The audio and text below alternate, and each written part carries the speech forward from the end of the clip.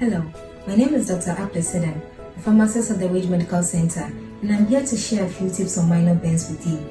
Minor or small burns are quite common and can occur when the skin comes into contact with heat. Most minor burns affect the outer layer of the skin and cover a small surface area, hence they can easily be managed at home. What do you do when you have a burn? Immediately rinse the affected site under cool running water for 10 minutes.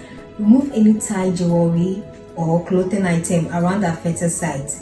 Gently wrap a sterile gauze on the affected skin, and you can take some over-the-counter pain meds such as paracetamol, which we have provided in our first aid box, to minimize pain. If you notice rapid swelling or any other signs of infection, kindly seek medical attention immediately. Here at the Ridge Medical Center, we have a fully loaded first aid box available. You can call any of our numbers or walk in to purchase. Have a nice day. Bye.